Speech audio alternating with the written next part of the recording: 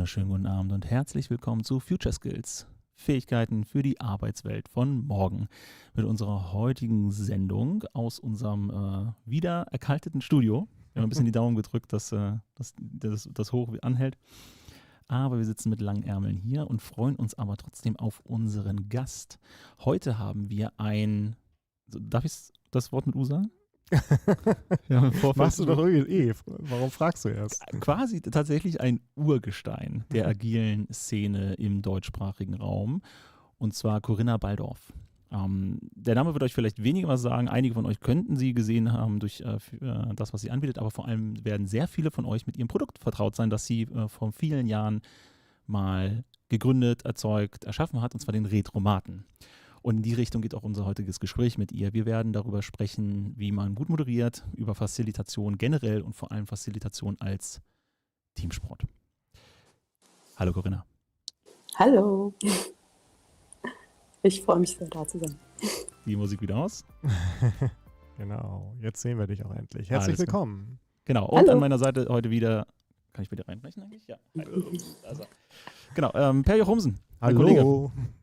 Wir haben Tim in der Regie und wir haben ein paar Leute hinter den Kulissen, die heute nicht mit vor der Kamera dabei sind. Grüße gehen raus an alle und vor allem gehen Grüße raus an euch, die ihr heute zugeschaltet habt oder im Nachgang halt euch die Aufzeichnung anseht. Ist ja ganz nachhaltig. Apropos Aufzeichnung, wir werden am Ende nochmal was kurz dazu sagen, weil wir hier Strom verbrauchen und einen Fußabdruck hinterlassen. Am Eingang müssen wir aber immer einmal darauf hinweisen, dass das Ganze natürlich auch Geld kostet, was wir hier machen, und wir machen das alle ehrenamtlich über unsere Vereinstätigkeit in unserer Freizeit und werden freundlicherweise von Sponsorings und Spenden unterstützt. Und wir haben für heute nämlich einen Sponsor wieder mit dabei, und zwar netterweise IT Agile, und die haben eine kleine Nachricht für euch. Wir haben agile Teams, aber keine guten Ergebnisse. Auf die Dauer ist das ziemlich frustrierend. Das nervt total. Wie muss sich die Führung ändern, damit agile Teams richtig gut funktionieren? Delegation in die Teams führt zu mehr Autonomie. Damit die Autonomie funktioniert, setzen Sie Leitplanken. Und mit richtigen Leitplanken können Sie eigenständiges Handeln in den Teams fördern. In unseren Management 3.0 Schulungen lernen Sie moderne Führung. So richtig. So richtig. So, und für alle da draußen, die auch schon genervt sind von diesem Werbespot, wir haben weitere Sponsoringplätze frei. Meldet euch bei uns. Ihr könnt euch auch gerne bei uns melden, wenn ihr Ideen habt oder Vorschläge, selber mal Gast sein wollt oder uns eure Meinung einfach nur mitteilen möchtet, Feedback geben etc. Könnt ihr gerne im Chat heute live mit diskutieren oder in den Kommentaren unter dem Video. Oder ihr schickt uns für alle anderen Themen, die eben schon erwähnt wurden, eine E-Mail an info@agila-norden.de. Sollte auch in der Videobeschreibung zu finden sein. Genau, und vergesst bitte nicht zu liken, zu subscriben, Glocke aktivieren und das Ganze zu teilen. Auch das hilft weiter. Jedes kleine bisschen hilft uns zu wachsen, Sichtbarkeit zu erzeugen und andere darüber zu informieren, was zukünftig an Fähigkeiten notwendig ist, um auch weiterhin erfolgreich im Arbeitsfeld aktiv zu sein. Und genau dazu haben wir Corinna eingeladen. Bevor wir tiefer einsteigen in die Facilitation und die Magie der Moderation, magst du ein bisschen was erzählen? Mich würde nämlich vor allem interessieren, wie ist es damals zum Retromaten gekommen? Dann mit dem Retromaten habe ich wirklich was gebaut, was ich selber unbedingt haben wollte. Die Szene war ja komplett anders. Ich habe damals bei Zipgate gearbeitet, heute bin ich bei Rhein-Orange, aber damals bei Zipgate. Und 2010 war der Umstieg auf Scrum und das war ja eine ganz andere Welt. Es gab gar nicht so furchtbar viel, vor allem nicht im deutschsprachigen Raum. Das heißt, jedes Mal, wenn ich eine Retro vorbereitet habe, dann habe ich halt irgendwie so Blogartikel und so gewälzt. Und dann habe ich mir gedacht, das muss doch... Und natürlich, es gab agile Retrospektiven, das Buch von Diana Larsen und Esther Derby. Und dann habe ich mir gedacht, aber das muss doch irgendwie einfacher gehen. Da gibt es ja diese 5 Phasen drin. Und ich bin eine von Natur aus faule, aber sehr so Open-Source-orientierte Person. Und dann habe ich mir gedacht, wenn ich mir was baue, dann baue ich direkt auch für mehrere Leute. Und die erste Idee für so ein Design, was ich hatte, war, dass das so eine Slot-Maschine ist. Und dann macht die mir für jede von diesen 5 Phasen aus dem Buch dann eben einen Vorschlag. Und ich muss nicht mehr einzelne 1000 Blogs durchgucken nach einzelnen Ideen. Deshalb auch jetzt direkt der Hinweis, wenn ihr den benutzt, der Hauptfehler, den Menschen machen, ist, dass sie denken, dass sie das benutzen können, was da so als Zufall rauspurzelt. Bitte nicht machen. Das ist immer ein Tool gewesen für Leute, die schon ein bisschen Erfahrung haben und dann gucken können, wissen, was was sie zueinander tun. passt. Ja, da sowas immer Obwohl geplant, überrascht vom eigenen Erfolg so ein bisschen. Da muss ich jetzt aber gestehen, ich mache es genauso, wie du sagst, soll man es nicht machen, aber als Herausforderung. Ich stelle immer gerne Leute, die ich anlerne, auch in der Rolle als Scrum Master, Agile Coach etc., die Aufgabe, würfelt den Ablauf zusammen und baut euch so den String daraus auf, also individualisiert euch das, aber nehmt das, was da kommt und baut es so, dass es zu der aktuellen Thematik in eurem Team passen kann. Boah, Dass krass. das dann angewendet wird. Ja, das ist dann schon die, fürs Senior-Level, dann also vor allem die Adaption, ne? Also ich habe die Grundlage, ich kriege dann eine Kombination rausgewürfelt und was kann man daraus machen? Ne? Also so ein bisschen wie, gucke in meinen Kühlschrank und mache mir was zu essen. Ja, ja, genau. Aber ja, es ist eine Challenge. Ja, Auf sehr jeden gut. Fall. Bevor wir weiter wandern vom Retromaten weg, vielleicht also der wächst ja immer noch ein bisschen zumindest, ne? Hast du damit noch viel, beschäftigt der dich tagtäglich oder immer mal wieder noch oder quasi nie, weil es andere Leute machen? Auf keinen Fall tagtäglich. Schon immer mal wieder, ne, weil mir manchmal Leute Sachen schicken und dann gucke ich halt, ob das Alle 2 Wochen passt. zum Ende vom Sprint, ne? Nee, eher so, also ich würde mal sagen, so im Durchschnitt einmal im Monat. Ne, und dann, aber es ist halt schon viel drin und ich gucke immer ein bisschen darauf, dass sie unterschiedlich sind, die Sachen. Das heißt, ich sage auch zu wahnsinnig vielen Sachen nein. Und dann sage ich noch zu viel mehr Sachen ja, finde ich super. Und dann komme ich auf meinen großen Stapel und warten da sehr, sehr lange, leider. Nee, aber ich mache auch manchmal Sachen drumherum, ne? Also dass ich mir dann denke, oh, dieses Thema könnte man auch nochmal in so einem Buch weiter auswalzen. Also das Thema, über das ich heute hauptsächlich spreche, ist ja auch also ein Minibuch geworden. Oder sowas wie, dass es halt für den Retromaten jetzt dann als tatsächliches Produkt so Miroboards gibt, die man dann dazu kaufen kann, damit man das auch noch leichter haben kann. Also das habe ich auch wieder für mich selbst gebaut, damit ich mir nicht mehr Aber das sind doch die hässliche besten Boards Produkte. schnell zusammenschrubber, sondern was Schönes habe zum Copy-Pasten. Apropos, wenn du die Retromaten ja auch immer noch selber nutzt, ich hole jetzt gerade ein bisschen aus, aber bei uns unter den Vereinsmitgliedern beim Agiler Norden e.V., ne, dem Veranstalter auch der Veranstaltungsreihe hier, gibt es so den Running Gag seit Jahren, so Segelboot-Retrospektive, ne, so als Standardwerk. So, ja, dann, wenn du nichts weiter weißt, dann machst du halt das, beziehungsweise, ja, nee, alles außer Segelboot. Gibt es eine Methode, die dir zum Hals raushängt? Oh, nee, weil die würde ich ja nicht machen. Würdest du die aus dem Retromaten rausschmeißen? Nein, auf gar keinen Fall. Der ist abwärtskompatibel. Es gibt auch eine Methode, bei der habe ich Das mir dann hinterher, mehreren Ebenen.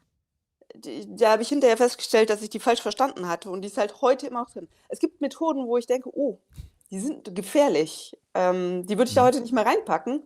Die sind aber jetzt drin und ich schreibe dann halt die Warnung unten drunter, so 2, 3, so, passe. Also, um nicht reinzuschreiben, ich würde sie heute nicht mehr machen. Nee, gar nicht. Es ist eher im Gegenteil, dass ich ein paar Go-To-Retros habe, die, wenn mir nichts anderes einfällt, dann mache ich die. So Tütensuppen habe ich dafür mal gehört.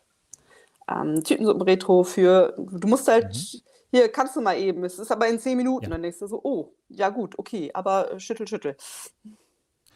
Magst du davon eine verraten? Ja, ich habe im Grunde 2. Die eine ist die war aber auch bei Zipkit in der Standard, die Learning Matrix, ne? Also als Hauptkomponente, die, mit der man dann die Themen sammelt. Ich mache dann davor und danach variiere ich dann. Aber Learning Matrix ist so ein Staple, die kann man immer nehmen, weil dann zum Beispiel auch schon das Danke-Sagen drin ist. So, dann, die nimmt einem viel Arbeit ab. Aber ich glaube, wahrscheinlich meine Lieblingsaktivität für Themensammeln ist I like, I wish, I wonder. Weil da die Kritik so unheimlich schön verpackt ist. So, I wish ist, finde ich, das kann man einfach super annehmen. Glaube ich. So die Das ist einfacher, Beobachtung, ne? die So, Theorie. das Ja, Feedback entgegenzunehmen. genau. Deshalb. Mittlerweile bist du auf dem Retromaten nicht mehr alleine. Wie groß ist das Team? 2. Das ist nicht mehr 6, sag 2 groß. Ja. Der Timon Fedeke, der ist Agile Coach in Berlin. Grüße gehen Der raus. Ja. genau, Grüße gehen raus. Danke, Timon. Ich glaube, der war auch irgendwie eine von 5 Personen in der Welt, die hätte ankommen können mit Kuna. Magst du nicht dein Baby mit mir teilen? So. Weil den kannte ich schon aus dem Studium. Okay. Genau, du hast den Retromaten gebaut. Mittlerweile dann ja auch zu zweit dran immer und Mhm. der ist auch aktiv. Ihr habt das Ding mal zum Ausdrucken produziert. Ja, bei Mhm. meinem damaligen Arbeitgeber haben wir auch eine Variante, ne, das ausgedruckte Internet gekauft, um das halt physisch auch mit den Leuten Mhm. zu benutzen und auch schön auch zu zeigen, ne, wenn man den Internetzugang nicht hat, auf einem Training oder nebenbei so im Regal zu stehen. Jetzt hast du noch ein paar andere Sachen, aber woran hast du, was gibt es mittlerweile von dir noch? Kurz zu dem Printretomaten da auch danke Mhm. und Grüße gehen raus an den Sponsor IT Agile, der nämlich mich dabei unterstützt, indem die den Druck und Versand übernehmen haben, was total super funktioniert auch. Ich mache noch wallskills.com. Ich komme aus einer langen Reihe von Lehrern und habe so ein Lehrergen abbekommen und alles, was ich lerne, muss ich immer direkt anderen mitteilen und deshalb gibt es halt so, wo ich Konzepte auf einer Seite zusammenfasse. Das war inspiriert von damals, 2014 oder so, Testing on the Toilet. Das ist was von Google, wo sie einfach so Testing-Themen aufbereitet haben und dann auf den Toiletten, also Stellen, wo Leute vorbeikommen, ne? Und viele Leute das sehen, das dann aufgehangen haben und daher kam dann WallSkills mit, wir fassen jetzt ein Thema auf einer Seite zusammen, damals zusammen mit dem Roland Wolters.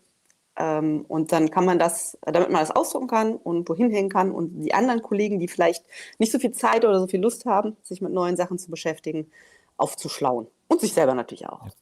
Ja. Und dann, Die Lektüre beim Pipi machen. dann kann man noch das hier kennen. Ja, 24 Workhacks, Workhacks, genau, genau. Zipgate hast du eben schon angesprochen. Genau. Und das Miro-Board. Mhm. Oder die Miro-Boards für die Retro-Varianten aus dem Retromat. Genau. Ja. Gibt es Statistiken zu dem Retromat und zur Webseite? Naja, da Weißt du, laufen. welches Retroformat häufiger geklickt wird? Nee, das weiß ich nicht, weil es natürlich, das ist ja zufallsbasiert. Mhm. Also Ja gut, deshalb aber man haben kann wir ja auch dabei keine Ahnung. durchlesen und ja, gut. Das würde mich mal das interessieren, ob es tracken da wir irgendwie nicht. eine Heatmap gibt. Ja. Das wäre mal spannend. So. Ob wirklich alle dieses olle Segelboot so toll finden oder ob wir das mal loswerden können. Ich würde ja auch auf Mehrzeitlet tippen. Aber Metzger ist einfach großartig. Ja, genau. Das ist das Einzige, wo man mal sauer sein darf. Und wo alle immer sagen, wo ist der Unterschied zwischen Sad und mad. sad?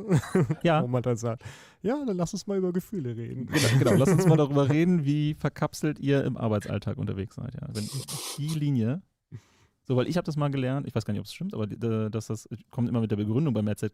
Das sind nachweislich die ersten 3 Gefühle, die Kleinkinder über den ganzen Globus, also über alle Kulturräume hinweg halt bei sich selber wahrnehmen und auch dann entsprechend kommunizieren können. Deshalb können wir davon ausgehen, dass in einem üblichen deutschen Büro das auch funktioniert. Oh, krass. Mhm. Okay. Egal, wo die Leute herkommen. Und das hast du dir ausgedacht und das sagst Nein, du ich aber hab das in jeder Retro so Ja, so intensiv, ungefähr, dass das irgendwann die ganze Welt glaubt. Ja. Wahrscheinlich, ne? Das ist linguistische Programmierung. Nee, ich weiß nicht mehr, wo ich es her. Ich habe es irgendwo mal gelesen, aber ohne Quellenverweis. Ich habe es einfach mitgenommen. Ich fand's süß. Ich mache es dann auch mit einem Disclaimer so, ne? Vielleicht stimmt's. Für einen Pub-Quiz wird es wohl reichen. Aber es ist halt eine schöne Geschichte. Ja, cool. Wollen wir über Facilitation Und Future Skills, ja. Future Skills reden, genau. Und vor allen Dingen Teamsport auch und so. Genau, Corinna, du hast ja ein paar Gedanken überlegt. Ne? Du möchtest ja über Facilitation als Teamsport reden und wir wollen dann mit dir darüber reden, direkt im Anschluss und angeknüpft, warum du glaubst, dass das ein Future Skill ist, also einer, der nicht nur heute relevant ist, sondern vor allem auch in der Zukunft. Magst du da einfach mal frei reinstarten und dann werden wir dich mit Fragen löchern? Na klar.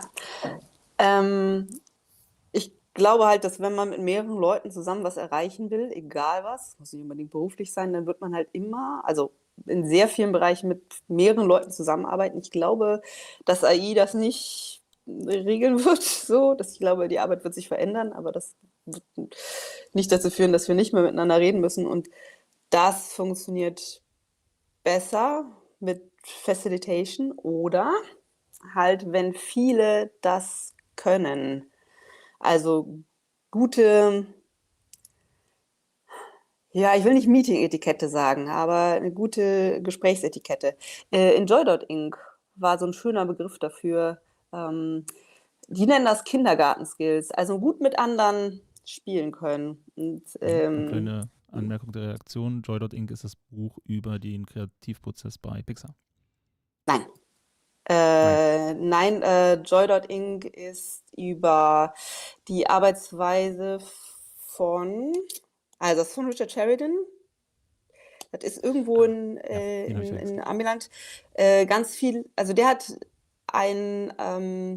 wie sie diesen Arbeitsplatz da, wie sie diese Agentur da aufgebaut haben. Also ich weiß, gelesen hat, erinnert sich vielleicht an den Mhm. Wikingerhelm. Die machen ganz Ja. viel mit Pairing, alles immer zu zweit und dann mit Daily mit 50 Leuten und so. Total, ich fand das super Menlo spannend. kommt hier im Chat. Genau, danke schön. Danke, genau. Ich wusste nur noch Wie heißt denn das Anna Pixar-Buch? Heim oder so. Das weiß ich Mit nicht. Lightyear von Das geben wir als Creativity? Hausaufgabe. Irgendwas? Okay, gut. Aber dann, Das geben wir als Hausaufgabe an den Chat. Genau, gerne, wie, gerne. wie dieses andere Buch, was Alex im Kopf hatte. So, wir haben dich unterbrochen. Sorry. Das bitte. gibt's Das auch. gehört hier dazu. Darauf haben wir Corinna gebrieft. dass wir Ja, das das stimmt. Ich war nicht überrascht, ich fand es gut. Weil es ist Ja, und schon vor allem wichtig zu super, dass sagen, der welches Chat Buch schon das ist. aktiv ist, ja. Ja, genau. So, wo war ich? Ach genau, Kindergarten-Skills.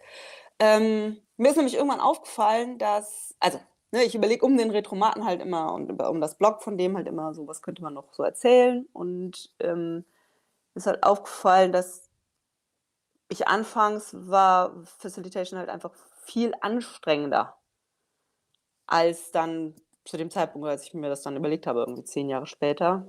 Weiß ich nicht, dann habe ich das vor 2, 3 Jahren oder so, habe ich dann das Minibuch geschrieben. Und dann würde ich jetzt natürlich gerne sagen, dass ich so unfassbar viel besser geworden bin. Und ich hoffe, dass ich in 10 Jahren auch wirklich deutlich besser geworden bin. Es wäre traurig, wenn nicht. Aber ich glaube, dass vor allen Dingen meine Ex-Kolleginnen einfach, also damaligen Kolleginnen, einfach so viel besser alle drumherum geworden sind. Nicht nur ich und nicht nur die Leute, die Gespräche facilitated haben. Und ich glaube, das ist total schwer, das zu merken, wenn man halt drin ist. Ne? So wie wir sind halt wie Fische im Wasser, unsere Umgebung ist halt so, wie sie ist und wir sehen das gar nicht. Wir merken das eigentlich erst, wenn wir eine andere Umgebung bekommen und man dann sieht, wow, dieses Gespräch ist aber irgendwie, das ist alles sehr unstrukturiert und so und gar nicht zielführend und die drehen sich jetzt voll im Kreis. Und warum machen die nicht einfach ein Dot-Voting? Ja, vielleicht, weil sie kein Dot-Voting kennen. Oder, die fallen sich die ganze Zeit ins Wort. Was geht denn hier? Und dann fällt einem erst auf, was so an Basiskram alles da ist. Wo ich das ist was ich in dem Buch echt fast vergessen hätte aufzuschreiben, weil es so rudimentär und so Basis ist und wo ich komme mir total albern vor, das zu erwähnen, aber bei Sipke zeigt man auf. In meinem neuen, also jetzt, da ich jetzt arbeite in der Rennbranche, wenn man was sagen will, dann zeigt man auf. Und das ist so ein Basisskill. Und ich glaube, wenn man das nicht gewöhnt ist, dann fühlt sich das wahrscheinlich sehr formell und erzwungen an und wie Schule und so. Das ist aber überhaupt nicht wie Schule, weil in der Schule meldet man sich, damit eine einzelne Person einen dran nehmen kann. Und sobald einer die richtige Lösung sagt, ist auch vorbei, ne? Dann kommt kein anderer mehr dran. Aber in so einem Meeting oder Workshop aufzuzeigen, bedeutet, dass ich einen Platz in einer Redeschlange bekomme. Und dann kann ich nämlich die ganze Energie, die sonst dafür drauf geht, darauf zu warten, dass sich eine Lücke ergibt, in der ich was sagen kann. Die kann ich dann nämlich loslassen, weil ich weiß, ich bin hier in dieser Redeschlange, ich komme auf jeden Fall dran und dann kann ich mich entspannen. Und warten, bis vor ich allem auch dran wieder bin. zuhören. Ja, genau. Genau. Und wieder Ja, zuhören. Das war jetzt das Implizite, genau. Dann kann ich nämlich den anderen zuhören. Das erinnert Vorher mich nämlich gerade spontan ein bisschen, für einen kleinen Ausblick auch, im Februar wollen wir was über interkulturelle Themen halt machen hier bei uns in der Sendung und das erinnert mich nämlich daran, dass wir vor allem im deutschsprachigen Raum, in der deutschen Arbeitskultur, sehr stark darauf geprägt sind, im Vergleich zu anderen Ländern, darauf zu warten, dass wir rankommen, um unseren Senf auch noch abzugeben. So, und das hindert halt viele daran, wirklich zuzuhören, weil sie eigentlich nur warten, ne, ich muss meinen Gedanken halten und wann komme ich ran und komme ich rein. Und du sagst, und ich unterbreche dich vor allem, um einmal klarzustellen, aufzeigen heißt melden. Ist richtig? Ja, ich komme da gleich noch dazu. Ich habe ja ein paar Methoden mitgebracht. Ne? Also ja. im ersten Fall ist das einfach Handheben, genau, melden, wie in der Schule so oder so. Das kann ich gleich noch ein bisschen verfeinern, wie man dann eine Reihenfolge behalten kann. Genau, aber und insgesamt bei all den Sachen, die ich heute mitbringe, geht es sehr viel darum, einen inneren Zustand sichtbar zu machen. In dem Fall halt dass ich was sagen möchte. Das Wissen dann, damit andere das wissen können, meinen inneren Zustand. Ich hätte hier auch was ich gerne loswerden möchte. Weil sowas zu wissen, also ich bin ein Riesenfan von Visualisieren bis zum Abwinken, weil das halt eigentlich immer hilft, Sachen explizit zu machen, Sachen sichtbar zu machen. Ich benutze gerne dieses Beispiel also ganz viele Leute bekommen ja in Autos furchtbar Road Rage, ne, weil die anderen sind alle Idioten, weil wir deren Reaktionen nicht sehen können. Und natürlich ist es auch schnell, ne, und gefährlich, also wenn irgendwas schief geht und man zusammenkracht. Bei Fußgängern ist das ja nicht so. Erstens ist es langsamer, aber es liegt auch daran, dass wir die anderen sehen. Und wenn man wir sind jetzt beide auf einem relativ schmalen Bürgersteig und wir sind beide etwas mittig und wir müssen uns jetzt einigen, wer von uns rechts und wer links geht, dann machen wir diesen komischen Tanz, wo wir beide erst nach da gehen, dann nach da gehen, dann lachen beide und dann einigt man sich. Und das ist kein Problem. Das ist mit Autos nicht so. Ich sehe die anderen nämlich nicht. Ich sehe nicht, dass denen das leid tat, dass denen nicht klar war, dass das ein bisschen knapp war so. Und diese Entschuldigungs-Mimiken und dass wir es beide eigentlich lustig finden, das passiert einfach nicht. Und deshalb denke ich, expliziter machen hilft auf jeden Fall.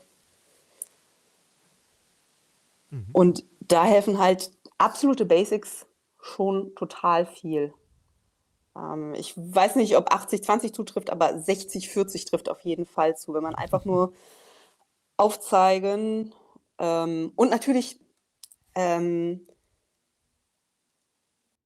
klappt das alles nur in einer Umgebung, wo ich auch tatsächlich Interesse daran habe, zu hören, was die anderen zu sagen haben. Also im Umfeld von Retros geht es ganz viel um dieses Shared Understanding, also einen gemeinsamen Blick auf die Welt zu entwickeln, davon auszugehen, dass die anderen eine Perspektive haben, die mir vielleicht fehlt. Marketing nervt total und die haben sich total verbissen und wollen diese blöde Feature haben und ich verstehe nicht, warum. Ja, aber vielleicht haben sie gute Gründe. So. Und das mal rauszukriegen, das hilft schon. Und dafür muss es mich aber auch interessieren. Also das mit dem Aufzeigen hilft natürlich nur, wenn die anderen mich dann noch drankommen lassen. Also wenn es klar ist, dass es auch was gilt. Und das müssen übrigens gar nicht alle mitmachen. Es hilft, wenn der Großteil das macht. Menschen sind nämlich soziale Wesen und versuchen, also da kann man diesen Gruppendruck mal positiv für sich benutzen. Dass wenn da genügend mit anfangen, dass es dann so ein Usus wird. Und dass man sich gegenseitig das Wort gibt. Genau, jetzt habe ich dir nicht per Aufzeigen das Signal gegeben, weil du mich auch gerade gar nicht siehst, deswegen können wir das gar nicht so üben. Jetzt siehst du mich, jetzt könnte ich dir zeigen, dass ich sprechen möchte. Aber das ist halt nicht nur, dass man selber dann ja das Gefühl hat, okay, ich habe mein Signal platziert und kann jetzt wieder gut zuhören, sondern es macht ja auch für die Redenden gerade dann sehr sichtbar oder für die redende Person dann sichtbar, da will wer anders was sagen. Deutlich expliziter als, wenn man sehr sensibel ist und aufmerksam ist, dann merkt man ja auch schon an anderen Körperbewegungen, die unauffälliger sind, dass da jetzt gerne jemand brennt, auch noch was sagen zu wollen oder so. Ne? Also das merkt man ja schon. Aber das ist natürlich deutlicher so ein Handzeichen. Und dann überlegen sich die Leute ja vielleicht auch, wenn sie Interesse daran haben, wie du gesagt hast, ist ja die Voraussetzung, wenn sie Interesse daran haben, zu hören, was die anderen sagen, dass sie sich mal kurz fassen oder zum Ende kommen oder so. Ja. Und der Vorteil ist, also es ist ja jeder anders. Leute sind unterschiedlich gut darin oder fühlen sich wohl damit, anderen ins Wort zu fallen. Und das Schöne ist, dass mit den Handzeichen, dass manchmal auch dann, wenn jemand reinquatscht und das einfach übergeht, dass ich da eigentlich in der Schlange war, auch jemand anders sagen kann, ja, aber hallo, hast du nicht gesehen? Also jemand, der sich wohler damit fühlt, jemand anderem reinzuquatschen, kann dann das Wort erteilen für jemand anderen. Und das ist echt, also da spielen natürlich auch ganz viele so soziale Aspekte mit rein. Wer darf wem ins Wort fallen und wer darf das nicht? So. Und so, das jetzt falle ich dir ins Wort, weil ich bin sehr ungeduldig, vor allem in der Vorweihnachtszeit. Du hast erzählt, es gibt noch einen Kniff zum Aufzeigen. Genau. Wie funktioniert das mit der Reihenfolge? Also, bei digitalen Tools, ich finde, das ist das haben digitale Tools ein bisschen besser gemacht. Da haben die einen leichten Vorteil gegenüber analog, ist halt, dass da die Reihenfolge schon mit drin ist. Zumindest bei denen, die ich kenne. Da hast du schon so eine Aufzeigreihenfolge. Genau. Und in der wirklichen Welt kann man entweder, also bei einem sehr großen und wenn man einen dedizierten Facilitator mal hat, dann kann man Redeliste machen. Ne? Also alle aufschreiben, die aufzeigen und dann alle die wegstreichen, die schon waren. Aber man kann das auch mit den Fingern machen, indem man die Position angibt, die man selber hat beim Aufzeigen. Also ich halte jetzt gerade nur meinen Zeigefinger hoch. Wenn ich was sagen will und es meldet sich niemand anders, ne? Dann ich bin hier die erste Person, die sich meldet, ein Finger. So, wenn ich schon einen Finger sehe, dann 2 Finger, dann bin ich in der Position, die zweite Position, dritte Position. Alex, mach du mal ein und Per 2. So, jetzt macht der Alex seinen runter, weil er jetzt was sagt. So, jetzt updaten wir Per, genau. Dann bin ich die 2 und Per ist die 1, genau. Oder wenn Per nicht aufpasst, dann zack. Genau. Oder dann haben wir 2 und dann gibt es das Fußgängerding gibt es dann beim, ach, du hast auch die 2, ich habe auch die 2 und dann sagt man, du bist jetzt die 1 oder Achso, der gilt nicht rechts vor links. es funktioniert viel besser. Also ja, das kommt natürlich vor, dass man dann plötzlich da 2 Leute sitzen mit der gleichen Zahl. Es funktioniert aber im echten Leben besser, als man denkt, dann sich einfach mit den Augen abzusprechen. Ja, wie oft kommt das denn vor, dass sich wie oft kommt das vor, dass sich mehr als 2 oder 3 Leute melden, selbst in einer Runde von 15 Leuten? Oh, so eine hitzigen C-Level-Diskussion. Naja, oder reden alle durcheinander? Nur die kann nach Ordnung, nicht nach Finger. Ja, aber das ist ja Future Skill für C-Level. Die lernen das auch noch. Das zu moderieren, das auf jeden Fall. Ja. Also Führungskräfte haben immer mehr mit Menschen zu tun wieder, ne? Wo man in den 90ern alles wegrationalisiert hat und nur noch über Excel-Tabellen führt. Das kommt alles wieder und die müssen, ja, da bin ich völlig dabei, dass das ein Future Skill ist. Obwohl wir die Gegenposition einnehmen müssen als Fragen heute, aber ein ganz anderes Thema mal kurz rein. Ich frage gar nicht, ob ich das darf oder so. Wir machen es einfach. Du hast gerade erwähnt, wenn man einen dedizierten Facilitator hat. Das Thema ist ja Facilitation als Teamsport. Bedeutet das für dich, dass wenn wir jedem beibringen, wie Facilitation funktioniert, dass wir dann auf eine dedizierte Rolle verzichten können? Oder ist es für dich quasi Standard, dass wir auch jemanden haben, der da nochmal ein Auge drauf hat extra? Beides. In dem Sinne, dass ich möchte eigentlich, dass das alle können, auch wenn es einen dedizierten Facilitator gibt. So. Also ich merke, dass bei Leuten, die nicht so viel Erfahrung mit so Kindergarten-Skills haben, dass die oft dann die Moderation angucken und dann nicht mehr so, ja, aber ihr sollt doch miteinander sprechen, nicht mit mir. Ja. Das heißt, also ich glaube, das ist ein Skill, der immer hilft, egal ob man eine dedizierte Person dafür hat oder nicht.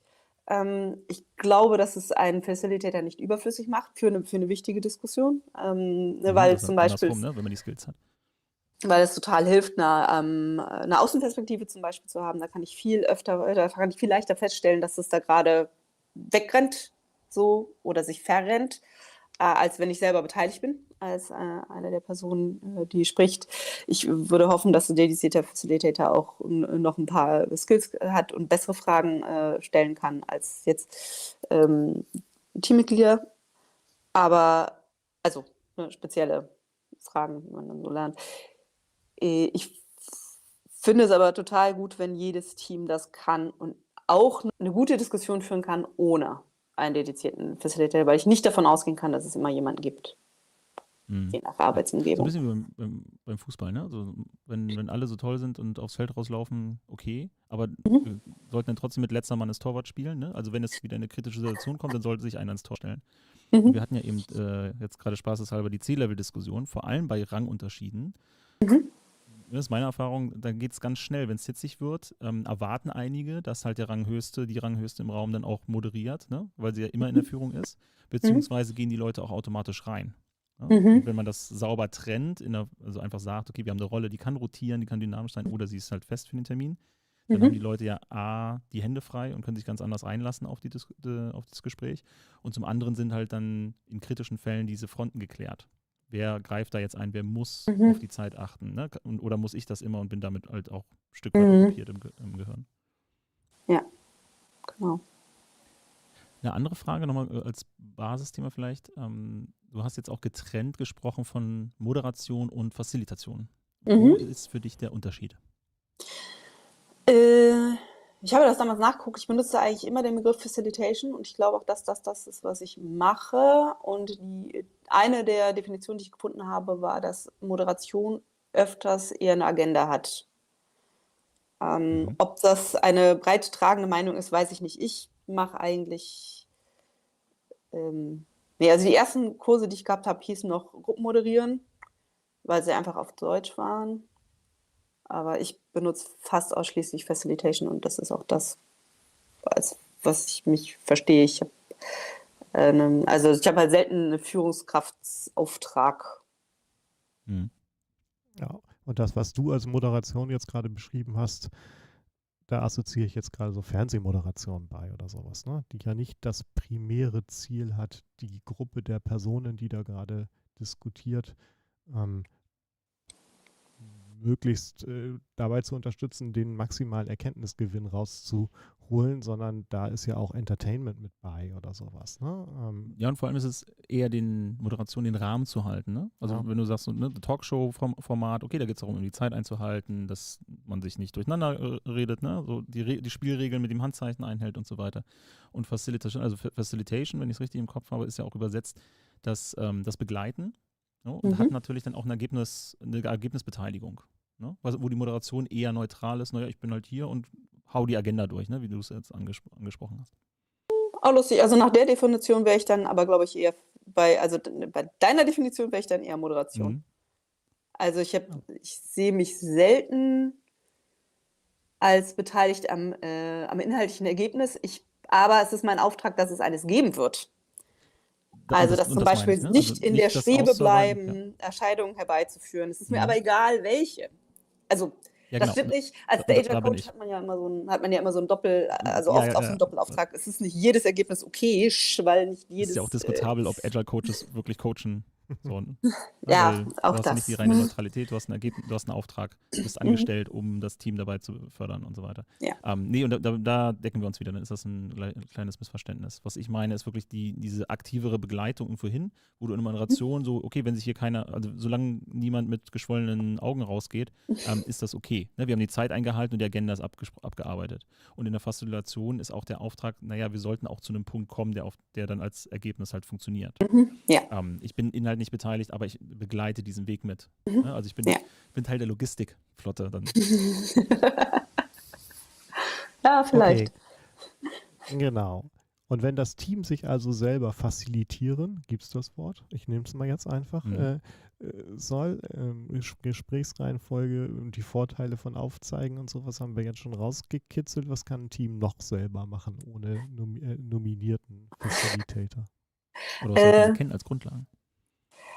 Ach, also ob ich das eine Grundlage nennen würde, weiß ich nicht, aber was auch hilft, um nicht, dass kürzer immer besser ist, aber ne, wenn man oft so in so Diskussionen hängt, wo 3 Leute das Gleiche sagen, dann hilft es auch wieder, innere Zustände sichtbar zu machen. Es gibt Handzeichen, in denen man, wenn ihr mich nur hört und nicht seht, ich mache das Gebärdensprache-Signal für Applaus. Das ist, wenn man so die Hände neben den Ohren so dreht, als wenn man eine Glühbirne einschrauben würde.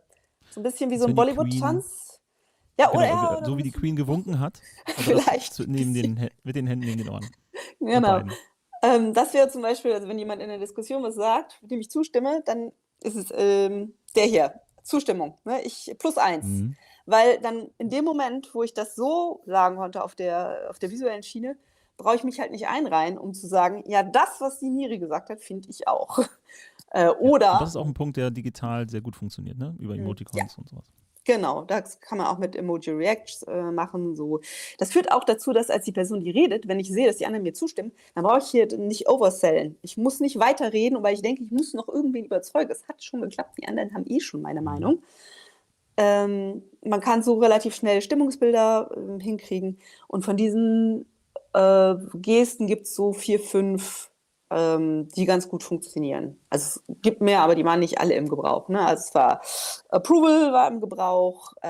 Meta ist, wenn man mit beiden Händen, also mit 2 Zeigefingern aufhängt. Das kommt alles übrigens aus der studentischen Selbstverwaltung. Deshalb gibt es wahrscheinlich auch so viele, die wir dann nicht alle aufgegriffen haben. Meta ist, ich habe gar nichts Inhaltliches, ich will was zur Diskussion, zur Art der Diskussion sagen. Also sowas wie, das war gar nicht das Thema, was wir heute klären wollten. Oder ich brauche eine Biopause. Ja, genau, ich brauche eine Biopause. Ja, genau. Das ist jetzt lange, brauchen wir eine Pause, sowas. Dann gibt es wenn man in so konsensorientierten Gruppen ist, gibt es Veto. Diesen Vorschlag werdet ihr so mit mir nicht beschließen können. Die Faust. Genau, die Faust. Ganz selten in Benutzung. Starke Gefühle und unüberbrückbare Differenzen kann man so anzeigen. Je nach Kontext. Ich hatte auch schon eine Firma, wo das regelmäßig. Oh, Aber die haben das krass. Konzept auch ein bisschen anders gelebt, als es in den meisten Lehrbüchern steht. Okay. Aber wäre das dann kombiniert mit der Redereihenfolge auch ein Signal, was so eine Reihenfolge durcheinander wirbeln würde? Das Veto? Ja. Das Veto? Wahrscheinlich auch so stark ist. Ich glaube, ja, ich müsste auf meinen schlauen Zettel gucken, den ich nicht offen habe. Wahrscheinlich ist es ja eine. Das prägt sich ja wahrscheinlich in dem jeweiligen Kontext dann so aus, ne, wie man das verwendet. Ja, also kann man absprechen. Es gibt ein paar Zeichen, die tatsächlich die Schlange jumpen, Meter zum Beispiel auch. Dann bist du als nächstes dran. Ich habe das einmal erlebt, dass jemand Meter benutzt hat, um die Schlange zu skippen, um dann was Inhaltliches zu sagen. Das kam nicht gut an, sage ich mal. War nicht so schlau. Das hat die Person auch nicht nochmal gemacht. Direkt Platzverweis. Aber wirklich, ist ganz übel so. Das sind halt höfliche, wir wollen hier alle nett miteinander spielen und wenn das dann jemand missbraucht, ist halt doof. Ja. Dann gibt es Gibt's halt ein dauerhaftes +1 auf die Redeschlange. genau, wird immer abgestraft. Und dann sehr beliebt war auch noch, hier, du brauchst jetzt ein bisschen lange, da gab es 2 verschiedene für Get to the Point, wenn man so mit 2 Zeigefingern nach auf so einen imaginären Punkt zeigt oder so einen Fensterrahmen zieht. Meistens beliebter war der Fensterrahmen, der war mehr im Gebrauch. Und die meisten Leute haben den Unterschied nie so richtig verstanden. Mir war auch nur so halb klar. Aber das ist, komme mal zum, also wenn man es unnett sagen will, du laberst zu lange, komm mal zum Ende, komm mal zum Punkt, hier sind noch ein paar andere in der Schlange. Und der hat auch sehr gut funktioniert, weil manche Leute kriegen es nicht mit und wollen aber schon gerne gute Mitspieler sein. Und die kommen dann auch wirklich zum Punkt, wenn man ihnen das spiegelt. Dass es jetzt gerade ein bisschen lange gedauert hat. Das waren so die wichtigsten. Ach, für Remote kann man dann hier noch so ein Pizza Spin of Death beschreiben. Den haben wir damals bei Zipcat dann noch dazu erfunden. Du lagst. Dein Video. Und dann habe ich gedacht, wozu braucht man den? Wenn ich lagge, dann sehe ich das doch gar nicht, dass die anderen mir das zeigen, aber es stimmt gar nicht. Manchmal laggt es nur in die eine Richtung und dann hilft es schon, das zu sehen. Oder alle sind gerade eingefroren dann. Kennt ihr den Fachbegriff für den Spinner? Den Spinner? Ich habe ihn bestimmt schon mal gehört, Das aber ich habe ihn wieder vergessen. Ein Throbber. Was? Throbber, ja. Könnt ihr bei Wikipedia nachlesen, ist tatsächlich, ja. Und wieder Pubquiz wissen. Oh Gott. Stimmt, ich habe das mal in so einem Design Guide habe ich das mal gelesen von den User Experience Leuten. Ja. Ein Throbber. Ja, wenn ihr eine Sache heute mitnehmt. Unpleasant Auditory Sensation. Ja.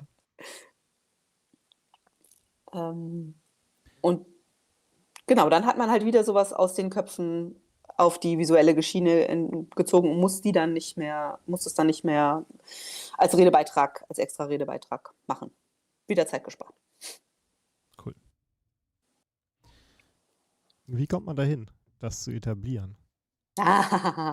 Also ein paar Sachen sind ja selbstverständlich, aber das mit dem Hochzählen beim Aufzeigen, also aufzeigen kann man vorleben und das begreift, glaube ich, jeder.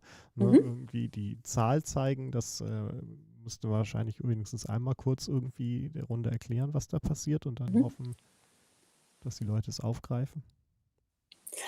Ich muss sagen, dass ich da in einer absoluten Luxusposition war, weil die sind nicht irgendwie zentral eingeführt worden und auch nicht wahnsinnig viel erklärt worden, sondern Handsignale waren zuerst bei Zipcat vor dem Fingerzählen und das war einfach nur, einer hat das einmal mitgebracht, der Tim. Und dann hat er das einmal erklärt, da gab es ja es gibt ja den Open Friday und das ist alle 2 Wochen quasi ganz viele Workshops, so ein Koordinationstag quasi, wo man ganz viele verschiedene Themen ansprechen konnte. Und dann hat er das da, ich nehme mich an, mitgebracht oder vielleicht auch nur innerhalb einer anderen Session vorgestellt, das weiß ich ehrlich gesagt gar nicht. Die hingen dann in einem Raum an der Wand und haben sich von da aus organisch, also zumindest die 4, die dann viel benutzt wurden, haben sich von da aus organisch verbreitet. Damals waren vielleicht so 150 Leute da. Und ich sag mal, wenn Dinge sofort nützlich sind und einen Nutzen zeigen, dann werden die auch relativ schnell übernommen. Beziehungsweise, wenn halt jemand da sitzt und wedelt und man das nicht kennt, dann fragt man so, was machst du da? Ja. Und so, ja, hier, die neuen Sachen hast du noch nicht gesehen. Und dann kann man die zeigen und vorstellen. Und dazu gibt es zum Beispiel auch einen One-Pager, den ich dann in ganz viele Räume gehängt habe. Das ging quasi von alleine. Und das Zählen mit den Fingern war quasi das gleiche. Das war in einer Open Friday Session auch. Das war eine richtig gut besuchte. Wahrscheinlich hat es sich deshalb da auch gelohnt, das einzuführen. Da waren vielleicht 30 Leute, vielleicht 40. Und dann hat das einer vorgestellt, der das auf einer Konferenz gesehen hatte. Und von da aus habe ich auch nie wieder mitbekommen, doch, ich habe ein paar Mal mitbekommen, dass es so Klärungsfragen gab. Also wie zum Beispiel, dass man die Zählweise, dass man das updatet. Ne? Also wenn jemand anders rangekommen ist. Mhm. Aber das war's. Also auch da war keine großartige Verbreitungsarbeit oder Evangelisierung. Ich glaube halt, dass man sich sowas, wenn man Dinge auch von anderen Teams und so mitbekommt, dass sich sowas sehr leicht verbreiten kann, wenn man einfach mit einem Team anfängt und ein Team das adaptiert und dann pflanzt sich das von alleine fort. Man kann das auch zentral machen. Es gibt da jetzt für alles One-Pager, die gab es damals nicht. Und wenn ihr euch fragt, wo kriegen wir denn diese tollen One-Pager von Corinna her? Dann schaut einfach in die Kommentare, wenn ihr jetzt gerade wenn ihr es live anguckt, müsst ihr euch noch ein bisschen gedulden oder selber googeln. Also wenn ihr später anguckt, gerade die Aufzeichnung, dann schaut einfach in die Kommentare unter dieses Video, in die Beschreibung, da findet ihr den Link. Genau, Corinna, kannst du auch einmal kurz sagen, wo man die findet? Hast du die URL? Wall-skills.com. Also Wandskills. Wall-skills.com. Super. Sehr gut. Eine Frage noch für mich als Anschluss, wie man das jetzt ins Team trägt, ne? Facilitation als Teamsport. Das sind ja die Handzeichen, das sind Sachen, bei denen ich mir vorstellen kann und auch aus meiner Erfahrung weiß, die kann man gut als Partizipant, als Teilnehmer in einer Moderation auch verinnerlichen. Reicht das oder bist du auch der Meinung, wie einige in der Szene, dass es Vorteile hat, dass man das wirklich nur lernen kann zu facilitieren, wenn man auch eine rotierende Rolle hat, also jeder auch mal moderieren, facilitieren muss in dem Ganzen? Oder kann man alles durch Teilnahme lernen? Ich glaube, also gut, dass du es fragst, und damit ich das jetzt abgrenzen kann. Da bei dem Facilitation, also Teamsport, geht es mir vor allen Dingen darum, meinen eigenen Anteil quasi als teilnehmende Person, meinen eigenen Anteil gut zu regeln, den ich habe daran, dass diese Konversation gut gelingt. Und nicht so sehr darum, in eine Moderatorenrolle reinzuwachsen oder eine Facilitator-Rolle, weil da würde ich jedem raten, einfach mal so einen 2-Tageskurs für Meeting Facilitation zu machen. Ich glaube, dass man Dinge durch Teilnehmen sehen kann, gerade auch so Retros, insbesondere wenn ich alles unter der Voraussetzung, dass ich gute Beispiele sehe. Dann, glaube ich, kann ich mir da schon was abgucken. Aber ich glaube, dass es genauso Sachen gibt, die unsichtbar sind. Also wenn jemand gut facilitated dann ist es ein bisschen wie Magie. Es ist ein bisschen unsichtbar. Und es kann dann sein, dass ich, wenn ich es selber versuche, dann zwar merke, irgendwie gleitet mir die Situation, aber es ist gar nicht klar, warum eigentlich und was ich denn jetzt machen kann, um das wieder einzufangen. Mit Magie kriegen wir die Geschäftsführung nicht abgeholt. Deshalb fasse ich nochmal kurz zusammen den Punkt, was ich jetzt von dir verstanden habe. Bei Facilitation als Teamsport geht es halt nicht darum, jeden zum Facilitator zu machen. Genau. Sondern seine Beteiligung zu verstehen und sich halt bestmöglich auch einbringen zu können. Wie beim Fußball, nicht jeder ist Torwart, aber jeder weiß, was der Torwart macht, wie die Sonderregeln sind, ne, um dann entsprechend auch sauber zuzuspielen. Ja, und so ein bisschen jeder Beteiligte an einem Meeting, an einem Austausch, an einer Besprechung, wie auch immer, macht seine Beobachtung, ihre Beobachtung und hat dann ein bisschen mehr Handwerkszeug, um zu reagieren, um die Gruppe produktiver zu machen oder zielgerichteter wieder zu machen. Ne? Oder zumindest irgendwie sich einzubringen auf eine hilfreiche Art und Weise. Ja. Also, genau, mach du das mal? also wenn jemand als Teilnehmender halt beobachtet, oh, ihr sprecht da über 2 verschiedene Themen, ihr sprecht aneinander vorbei, also wie so eine Metameldung oder so, dann muss ich das halt als Facilitator nicht mehr machen. So. Es gibt ganz viele Beobachtungen, die Teilnehmende haben. Wenn die eine Handhabe haben, die zu äußern, dann tun sie das auch. Mit ein bisschen Übung. Aber das war Meta, ne? Ja, stimmt. Entschuldigung. Ja, du hast völlig recht. die Das hören war nach kurz oben. zum Punkt. Das ist Metameldung. Dankeschön. Genau, Metameldung. Ich habe nämlich gerade auf die Uhr geguckt, wir sind schon fortgeschritten. Okay. Wenn es gut läuft, dann läuft es auch. Und deshalb müssen wir einmal auch eine Meta-Frage stellen, beziehungsweise auf die Meta-Ebene gehen. Du hast es ja heute mitgebracht, Facilitation als Teamsport, als Future Skill. Wie kommst du auf die Nummer, dass zukünftig Facilitation immer noch oder sogar noch wichtiger sein könnte als heute? Was bringt dich zu dem Standpunkt? Ich glaube, dass es heute noch kann sein, dass es auch in Zukunft passiert. Ich glaube, dass Facilitation krass unterschätzt wird, tatsächlich, immer noch. Weil es eine von diesen Sachen ist, die, wenn es gut ist, dann merkt man es kaum. Ja. Und man merkt sieht so easy aus. Genau, dann sieht es so easy aus und dann hat man als Gruppe diese Ergebnisse auch quasi fast alleine erreicht und so. Und das soll ja auch so sein. Also das ist auch das Ziel. So. Und man merkt es eigentlich nur, wenn es schlecht, also wenn es nicht moderiert wird, also wenn es irgendwie durchläuft, beziehungsweise das ist aber, glaube ich, auch oft das Einzige, was Menschen kennen. Die kennen oft nur, ich habe letztens den Begriff dafür gelernt, Caucus, also Caucus, ich weiß nicht, wie man es auf Deutsch ausspricht, ehrlich gesagt. Caucus, das ist so eine Gesprächssituation, die implizite Regel da ist. Es spricht halt die Person, die als erstes irgendwie gesprochen hat. So, die da in die Lücke reinspringt oder sich eine Lücke erprescht. Ich glaube halt nicht, dass das zu den besten Ergebnissen führt, wenn die Leute sprechen, die sich am wohlsten damit fühlen, anderen reinzurätschen. Genau, ne? Vor allem, da sind wir wieder ganz schnell bei Autorität und Stellung. Ne? Und die muss nicht zwangsweise zur Lösungsfindung beitragen, so, wenn sich da einsortiert wird, also vor allem von der Augenhöhe weg. Und was du gerade gesagt hast, finde ich spannend, weil das habe ich in vielen Firmen auch schon erlebt, dass die Leute, die damit einfach gewohnter sind in dem Umgang, weil sie selber facilitieren, moderieren oder weil sie in dem Bereich tätig sind, Trainer, Berater, aber auch die internen Projektleiter, Produktmanager, alle die Positionen haben, Marketing ja auch, die viel mit anderen Bereichen auch diskutieren müssen, also viel auch in Meetings sitzen mit fremden Departments. So, die kicken sofort alle raus, die sonst immer nur hauptsächlich in ihrer eigenen Suppe schwimmen und mit ihren eigenen Leuten halt sich unterhalten müssen, wo dann einfach auch ganz andere Spielregeln herrschen oder immer die gleichen.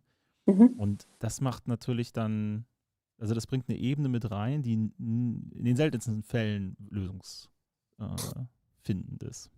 Muss man nett so ausdrücken.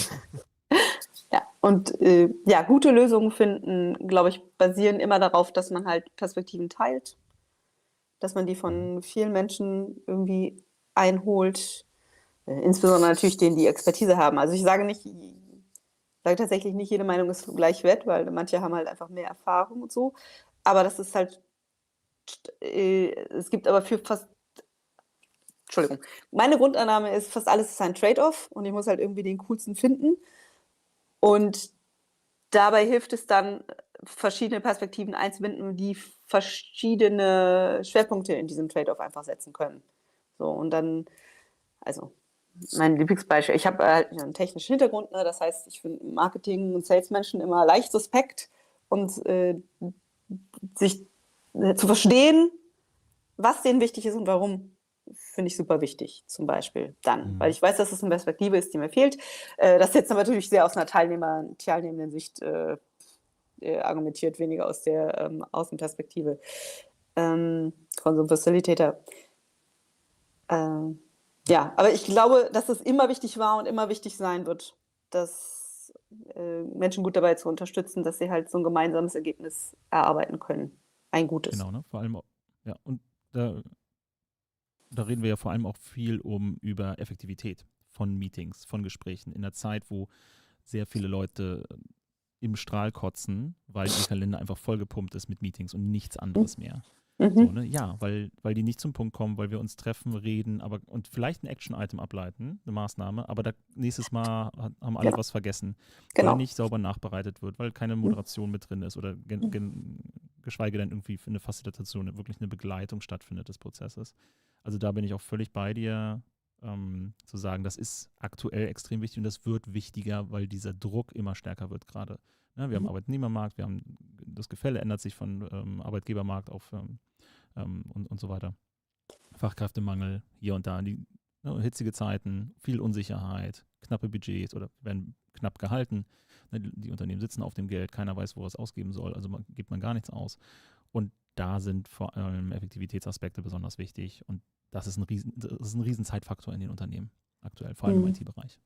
Wobei ich kann ja eine andere Perspektive einnehmen. Ich finde das aus ganz egoistischen Gründen besser. Es macht ja mehr Spaß, wenn schlechte man Meetings sind ja auch schlechte blöd. Meetings machen keinen Spaß. Also klar, es ist auch schön, wenn das fürs Unternehmen gut ist, aber und es frustriert ja auch, wenn dann nichts mehr rumkommt. Ja. Und nur weil wir niemanden haben, der mal ein bisschen auf die Zeit achtet oder darauf, dass wir uns nicht verquatschen oder uns beibringt, dass wir selber darauf achten, dass es in der Zeit bleibt und wir auf den Punkt kommen. Ja. War das mein Stichwort? Nein. Sag erst mal was. Ich bin derjenige, der versucht, hier über die Zeit zu überziehen, damit wir genug reden können. Ich habe nämlich eine nächste Frage noch für dich, wenn du, so, du möchtest da gerade noch was rein. Und zwar, du bist jetzt schon eine Weile in der Branche drin, das haben wir am Anfang ja besprochen, ne? Bist mit dem Retromaten und davor ja auch schon. Ne? Und siehst du Trends, um einmal in die Zukunft zu gucken? Gibt es Aspekte von Moderation, Facilitation oder bestimmte Techniken auch, die über die Jahre nachgelassen haben oder weniger nachgefragt werden? Und siehst du Trends, wenn du in die Zukunft schaust? Boah, schwierig. Oder bleibt eigentlich immer so ein gleiches Niveau? Machen alle immer nur Segelboote? Nein, es machen auf gar keinen Fall alle immer nur Segelboote. Sollten sie auch. Das ist eine schwierige Frage, weil ich ja vor allen Dingen mich selber sehe. Und ich habe im Laufe der Jahre, was ich da schon festgestellt habe, ist, wo ich selber bin auf so bestimmten Spektren, also dass man auch ganz anders facilitaten kann als ich und das ist dann nicht besser oder schlechter, das ist halt einfach anders. Das ist jetzt natürlich kein neuer Trend, aber der eine Trend, den ich gesehen habe in Bezug auf Workshops, war dann ein Training from the back of the room. Der auch, glaube ich, immer noch, also ich glaube, da geht noch was. So. Bei Facilitation, nee, ich weiß nur die Sachen, die ich mir selber dazu, die ich selber verändert habe, als zum Beispiel, dass ich Clean Language gefunden habe und lösungsfokussiertes Coaching und dass ich ganz viele Fragen jetzt halt lösungsfokussiert stelle, die ich früher vielleicht anders gestellt hätte.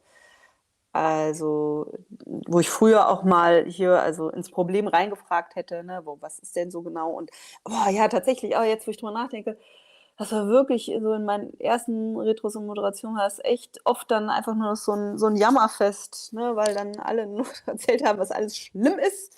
Ne, weil wenn man halt danach fragt, dann kann man das so ausbreiten. Und das würde ich halt heute einfach nicht mehr machen. Also vom Problem erzählt wird meistens von alleine und ich stelle dann eher Fragen in gut und in einer idealen Welt, wie sähe es dann so aus und was können wir jetzt machen, um zu dieser idealen Welt hinzukommen und so. Also ich habe leider keine globalen Trends. Ich habe nur Me-Trends. Das ist ja okay, ne? Weil vielleicht ist es auch so, dass der Bedarf so stark ist, dass einfach kein Hype Platz hat und es durchweg interessant bleibt. Ich meine, wenn ich mich zurückerinnere, die letzten 15 Jahre, Meetings waren immer doof. Also von daher, ja, also viele, ne, zu viele Meetings waren zu doof und vor allem zu langweilig. So. Und da ist auf jeden Fall noch Bedarf da. Ja, also gepaart. Ich sehe richtig das PTSD in deinen Augen. Gepaart mit der Kombination, dass ich in den Kontexten, wo ich unterwegs bin, zumindest viel mehr ko-kreatives, kollaboratives Arbeiten passiert und nicht so Arbeit wird einem zugewiesen und man arbeitet die mit seiner Tastatur und seiner Maus und seinem Monitor ab, sondern man macht irgendwie Dinge in kleinen Gruppen, in größeren Gruppen, in Teams. Und vieles davon fühlt sich dann ja auch an wie Meetings, obwohl es vielleicht auch mal Pair-Programming oder Mob-Programming-Sessions sind oder irgendwie sowas. Aber man arbeitet oft zusammen. Ne? Ja. Und das macht man, indem man viel kommuniziert. Und dann sind wir wieder dabei, wie steuere ich dann eigentlich, dass die Kommunikation möglichst fruchtbar ist. Und, so. Und das bringt mich auf einen von zwei Trends, ist schwierig zu sagen, weil ich glaube, das ist auch in meiner Bubble, ne, mit den Kunden, mit denen ich arbeite und den Umfeldern, in denen ich bin. Aber so einer von zwei Trends, dass mehr kollaborativ wieder gearbeitet wird. Ne, durch Corona, viel Digitalisierung, sind die Leute wieder getrennt worden und haben dann nacheinander, mussten erstmal, wie du auch anfangs gesagt hast, ne, die Etikette lernen, wie das dann funktioniert.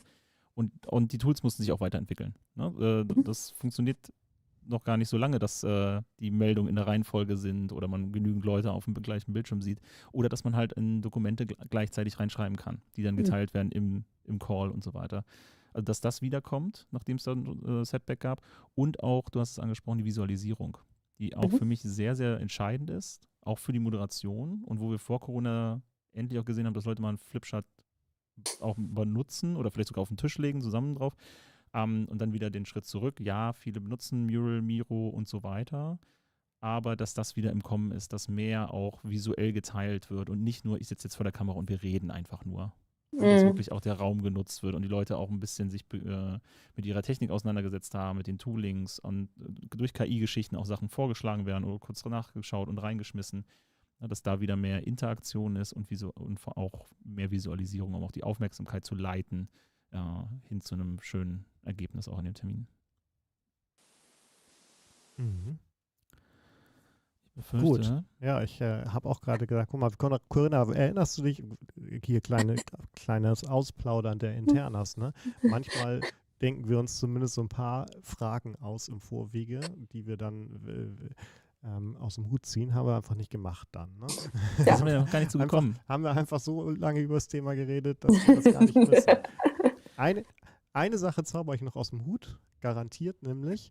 Bei uns gibt es nämlich ein kleines Dankeschön für alle, die hier als Gästin in diesem Fall in der Sendung sind. Und es gibt keine Pralinen, keine Blumen, auch keine Flasche Wein. Das ist alles schade, aber das kriegen wir auch so schlecht hier durchs Kabel. Wir müssen vor allem auch unser Gewissen wieder ausgleichen. Genau, wir müssen unser Gewissen wieder ausgleichen. Nein, wir pflanzen einen Baum für dich. Also wir lassen das machen in Wirklichkeit. Und du kriegst den Baum nicht, aber du kriegst ein offiziell gepflanztes Baumzertifikat, wo dann die GPS-Koordinaten, wo dieser Baum in den nächsten Jahren gedeiht und irgendwie CO2 bindet und die Landschaft verschönert und alles Mögliche. Genau. Wieder gut macht, was wir hier getan haben. Ja. Schicke ich dir dann im Nachgang diese schöne PDF.